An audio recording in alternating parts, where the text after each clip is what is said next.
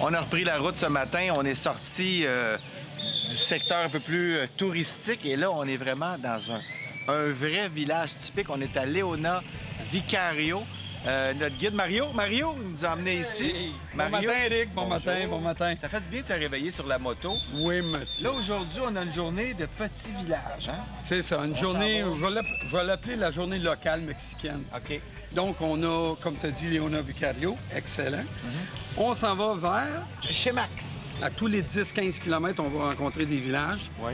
Et puis, vont nous paraître comme exactement comme Un ça, peu un tout peu. pareil. L'église, le parc central, comme tu dis. Ouais. Donc, c'est le genre de trajet qu'avec Fly and Ride qu'on essaie de démontrer aux gens Ouais. aussi. Vraiment la culture locale. Oui, oui, c'est important. Pas juste le côté touristique. Avec les clients, des fois, c'est ce que je fais. Je fais les deux. Ils sortent OK. de là, ils disent Mario, wow, j'ai tout vu. Mais c'est ça, tu vois un peu le secteur touristique qu'on peut voir des fois si on vient dans un tout inclus puis on prend une excursion. Mais c'est bien plus le fun de sortir, d'aller loin. Là, ici, il n'y a pas d'autobus de touristes. Là. On est vraiment tout seul. Et puis, les gens nous regardent avec le sourire, c'est le fun. Exactement. Bon, ben, ce Hey. serait bien aimable, ça serait de rembarquer sur nos motos. Ça, c'est Très parfait. bien aimable, mon Ça, Mario. j'aime ce genre d'attitude-là. Hey, merci. Nous autres, on veut Eric. rider. On veut rider, exact. Comme tout le monde avec Fly and Ride, on veut rider. On est là pour ça, puis découvrir. Go, on y va.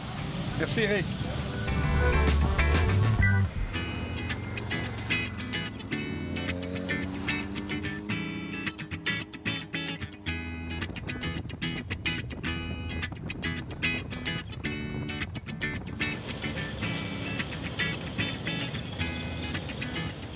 C'est super beau, mais il fait tellement chaud qu'on est bien content de s'arrêter à l'ombre. Le soleil tape, c'est incroyable. Ça va être bon pour mon tan.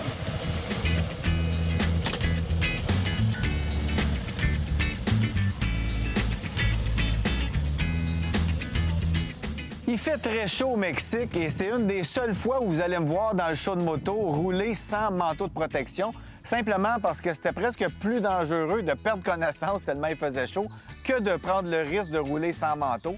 Je m'attendais à de la chaleur, donc au niveau des routes, je me disais, j'avais regardé là, les tracés dans le coin de Cancun, il y a beaucoup de longs droits, donc c'est pour ça que j'ai choisi une grosse Harley-Davidson comme ça. C'est pas une moto super agile pour faire des petites routes sinueuses, mais pour faire de l'autoroute, c'est confortable, donc ça m'allait très bien.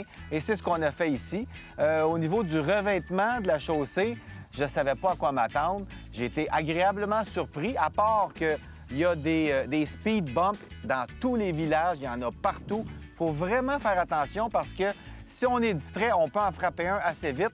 Et surtout sur une moto comme ça peut cogner très fort. Alors, il faut être vigilant comme partout en moto, mais particulièrement pour les speed bumps.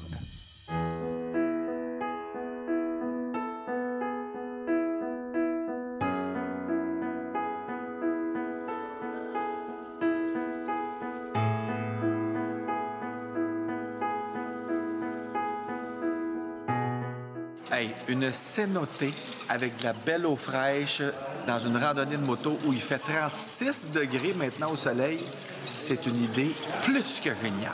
Ah!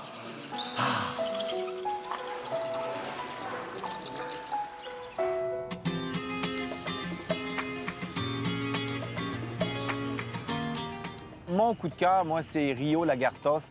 C'est vraiment le genre de petit village de pêcheurs que j'aime beaucoup. C'est tranquille. Tu as un autre vibe dans ces villages-là qu'on ne retrouve pas dans des grosses villes. C'est vraiment un endroit où tu sens que tout le monde se connaît. Les gens sont natifs de la région. Ils aiment ça, te faire découvrir leur coin de pays. On est allé visiter avec un capitaine qui nous a parlé de la faune et de la flore locale. Dans les mangroves, il nous a amené faire un petit bain de boue Maya. Donc, on se beurre complètement avec l'espèce de bouette blanche, mais ça fait un traitement pour la peau qui fait qu'aujourd'hui, j'ai la peau douce, douce, douce.